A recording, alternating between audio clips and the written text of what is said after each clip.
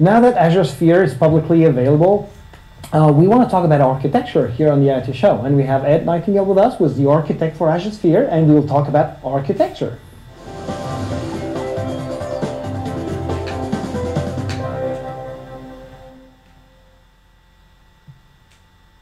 Thanks, you're watching the IoT show. I'm Olivier, your host, and I have Ed Nightingale coming back to the IoT show to talk to us about the architecture of Azure Sphere. Thanks for coming back, Ed. It's good to be back. Awesome. It was not a long time ago. So today we're going to talk about this architecture of Azure Sphere. So people, we assume, have been watching that overview video that we recorded already. What we want to do now is give some more, deep dive into what's going on the silicon, on the OS, on the security service of Azure Sphere, right? That's right. We're going to dive into each of the three pillars and get to know Azure Sphere a little bit better. Awesome. Let's do that. All right. So the first pillar, as we talked about in the last show, were these Azure Sphere certified MCUs. Yes. So what you have on the screen here is a diagram that is a high-level overview of what's in every single Azure Sphere MCU. Okay. And it really starts with what we call the Pluton security subsystem. Okay. The security subsystem is our hardware root of trust. It implements all the features that you expect out of a hardware root of trust. It has an encryption engine. Okay. It has a true random number generator that measures its own entropy to Okay. detect whether or not someone's trying to tamper with the chip. Okay. It implements secure boot through ECDSA, and it provides other services, and it actually stores our public-private key pairs securely so that no one has access to them. Okay. So can I identify that as like a TPM for IoT devices? Is it fair? It is fair. It's a little bit like a TPM. It has some additional features in silicon. We'll get to in a second, like support for remote attestation, which is a really important feature. But it's a very, very sophisticated hardware root of trust. Even can generate its own key pairs in silicon, so you can guarantee that no software is ever able to see them. It's a TPM on steroid. Yeah. So that's where all of our trust starts. And then you're going to see the words firewall here. Like, what does that mean for firewall? It's not a network firewall. It's nothing to do with IP addresses. What this is really doing is a way for us to securely map those peripherals at the bottom, like I2C, I2S, to different cores. This is the MT3620, which is our first Azure Sphere certified MCU. Okay. Actually, has 5 cores. And you can take, for example, peripheral, map it to a core, and then guarantee that that peripheral is only accessible to that core. So why would you do that? So like, what can happen? What can go wrong if you don't do that? Right. So let's say someone had a piece of code executing one of the cores and it was compromised, and then an attacker decided they wanted to access some other peripheral. They compromised, the app has access to a UART, and they say, you know what, I want to access the SPI peripheral. The silicon fabric won't allow it. It actually prevents it from happening. Okay. And the fabric's designed in such a way that those decisions are what we call sticky. So even if an attacker compromised the code that configures that firewall, they can't reconfigure it unless the whole device is reset. So we have these very deep architectural features to help provide a very good defense in depth story. Okay. We're very paranoid. We don't trust ourselves. We don't trust software. We want to put as much as we can down in the heart of silicon. Okay. The other difference you'll see for those of you out there who are familiar with MCUs is we have a Cortex-A and a Cortex-M. And why do we do that? We actually call this a crossover MCU. Okay. The reason we do that is the Cortex-A gives us those 7 properties, like dynamic compartments, defense, and depth, because it has an MMU. And this MMU allows us to provide process-based isolation, for example, and really protect against one application interfering with another one, whether it's attacked or it's crashed. And allows us to build up our sandboxing facility that we use to sandbox apps. The M is your traditional MCU. Now, why is that there? Well, the A is all about connectivity, Azure IoT Hub, TLS. Okay. The M is for real-time computation. It's your bare metal platform. We give that to customers and say, away you go, it's all yours. So if you need fine-grained timing, fine-grained access to peripherals, we give that to the customer to use. But because of those firewalls and all these silicon features, we can cordon off that M core and guard against it trying to do something unexpected. So that's kind of really about all those things. So you can actually control the determinism of your application. It's controlling your robot arm or whatever that actually you don't want to be disturbed or attacked, whatnot. So you really are able to put that there. That's right. And all the rest is like motor connectivity and so on is happening somewhere else. That's right, absolutely. And we don't want to mix those two. So that's why we have connectivity in the A, and it's for customers' use, and then we've got real-time computation on the M. Okay, so that's the architecture of the silicon itself. Yeah. So one last question about that one. I don't want to be controversial, but that looks like an expensive architecture for an MCU. So Are we talking about higher end type of MCUs? I don't think so. You know, it does have more horsepower than you typically expect. What we're saying is that that's what's required for connectivity. When you look at the price we've announced to the public, for 10 years of support for the chip and 10 years of the security service, 10 years of updates and license of the operating system, the all-in cost of that is less than $9. So that's the cost, I think, when you look at everything you're getting in the security service, everything you're getting in the OS, it's actually a pretty good deal. Yeah. But you bring up a good point, which is like the MCU is actually connected. I mean, you're on a category of devices that require or have connectivity already. So we're not on the little tiny sensor that controls the whatever opening of the door and just has to let it, to turn the light on or off, right? Right. And those might be on a Zigbee network or something else. And as you mentioned, connectivity. Every Azure Sphere MCU has connectivity. There's Wi-Fi in the MT3620. Right. Cool. So you need an OS to run on that, right? That's right. So we'll talk about the operating system. Yeah. All right. Let's do it. So this is our architecture diagram for the Azure Sphere OS. At the very, very bottom, we have the Azure Sphere MCU. And then in the first layer, we have something called the security monitor. So what is that? Well, we are taking advantage of ARM's Truststone technology. And so in secure world, we have the security monitor. The security monitor guards the integrity of the device. It's the only element that can write to flash. It hands out access to different peripherals, and basically is responsible for the overall acquiring and distribution of resources of different components in the chip. Above that, we have our custom Linux kernel. The Linux kernel has been custom built for IoT. So this isn't a Linux distribution. There's no shell, there are no passwords, there's no package manager. It's really been pared down so that we can take a lot of the attack surfaces that you've seen and we talked about in the last episode and just excise them from the product. It's way easier to guard against an attack surface when it's not there.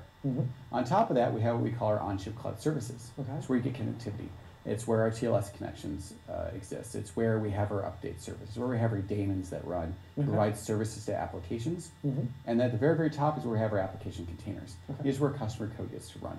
They can run, interact with peripherals, connect to Azure IoT Hub, and provide all the facilities and experiences that our end users are going to want.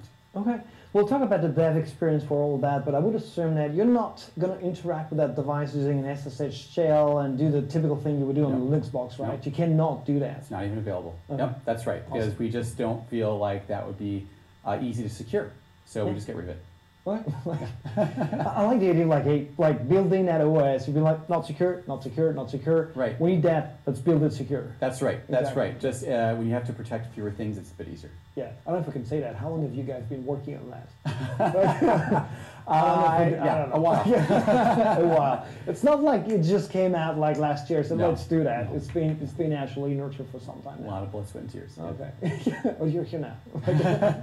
Awesome. And so now you have the service question. You have the hardware, you have the OS running on that, but we're saying that you need to maintain, you have the security service that allow you to making sure that this OS running on that hardware is in good health, has the latest updates and so forth. Right? That's right. That is the Azure Sphere Security Service. That's the third pillar of the Azure Sphere product. So what does the security service do? We've got this nifty diagram I really like, and you can see this little cube. That's the Azure Sphere Security Service. So what happens when a device comes online?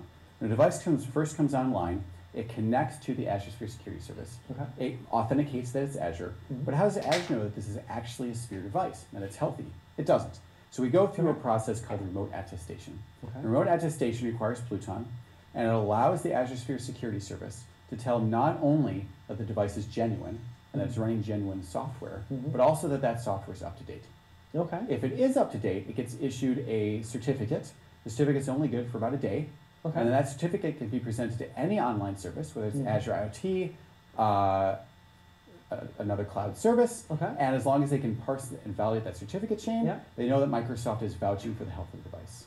So while Azure Sphere works best with Azure IoT, we think there's really great integration there. If a customer wants to have their device connect securely to a line of business application, for example, or somewhere else, they can do it out of the box. So there's no time. That's right. But what happens if it's not healthy, it's not up to date? Well, that device gets quarantined, and it's forced to update, and it basically won't have the capability to connect to those other online services, which helps protect them. So the security service is really all about protecting the experience, making sure that a device, when it does connect to a customer's online service, is healthy and ready to go. And you were saying that the cert actually is provided is 1 day long in terms of validity. So that means the device needs to be connected, right? That's one of the requirements. You need to be connected at least once a day. Otherwise, not to function properly. Okay. So if you've got an offline experience, you've got a device that's operating a robotic arm, like you talked about earlier. Maybe you're playing tennis with it. I don't know. You don't have to be connected for it to work. We don't require connectivity for the device to function. Okay. What requires connectivity is when you want to send telemetry, when you want to have that Azure IoT experience, Got it. when you want to take an update. Yeah. Then we make you go through this process. Okay. And the reason why it's about a day is that we don't have to worry about revocation. It just expires on its own. And that bounds the amount of time the device might start to behave badly. Yeah. So basically, it's at the moment the device wants to connect and send something to a service, like, hey, I'm here and valid, right? Yep. Give me a cert that I can talk to that other service. That's right. And that's why we have that attestation process in there. Got it. Okay. Yep. Makes sense. So these are really about the three pillars: the Sphere MCU, the OS, and the security service, which also, by the way, has this failure reporting feature built in as well. We get to talk a lot about. We do it at a time if you want. Actually, I have another question. Yes, I have another more question, questions. which is, we're going to push updates, right, to the devices. What happens on the device it's actually running something? You know, is it going to stop? Is it going to be like, hey, I cannot work right now because I'm going through an update? I'm just like going through the, people might be like, hey, it's going to be a Windows update again. Right. So how do we address that? The features as part of update. One is that we push a cumulative update, so that when a device does need to come up to date, we're pushing one update and not the last, like if a device is offline for 5 years, it doesn't go through 5 years of updates to try to come up to date. The other one is the notion of polite update. We have to ask, if you're in the middle of a dishwashing cycle, we can't just turn off the dishwasher to update, right? We have to make sure that we're polite about it. And that's where making sure that we can update at the right time, update fairly quickly, is important. Okay. So. But I guess that means that there's a, for the people who are going to build the apps for that device, they're going to have an interaction with the security service? That's right. Okay. Yeah. And then when they connect, and when their connectivity app interacts with an online service, that interaction is seamless. When the update service wants to begin the process of updating core system software, that's when there's an interaction. Got it. Okay, awesome. Well, that's a good overview of the architecture of Azure Sphere components. Great. I'm sure you're going to come back because we want to see some developer stuff. Yeah, absolutely. Thanks for coming, and well, watch the IoT show, subscribe, and you'll see more about Azure Sphere.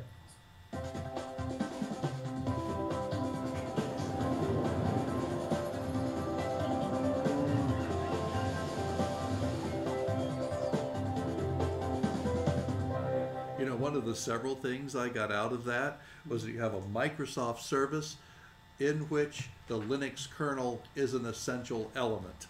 Is an essential. Yeah. Yes. Integral to it. I mean, that thing is running a Linux kernel. Right. So, and the one thing I'd like to add, that wasn't covered here, is with that update feature, with the OS update and security features. Talk, Let's say that the device was compromised. However, it seems almost impossible based on what I know about security and based on that description. But let's assume it was, and it's because of a 0-day vulnerability. And if it was updated, then it would mitigate that potential compromise, right? So imagine I'm a hacker. I got into the system. Oh my God! I already know. Hey, there's this new update that would protect from what I'm about to do right now. But if it can be, maybe I get to it late, and the update's already applied, because it's like on demand, right? When things come out, I'm like, oh my God, I don't have that vulnerability on this device anymore, and I want that vulnerability. Let me see if I can compromise it and roll back the update. Then, I have that door again. But that's not possible. Once you do, there's no capability of rolling back updates. So that's another control that we have. No, that's great. So, any questions? Thank you, Preston. My pleasure. This was a lot of fun. Appreciate this. Good deal. Thank you. Thank you, everyone.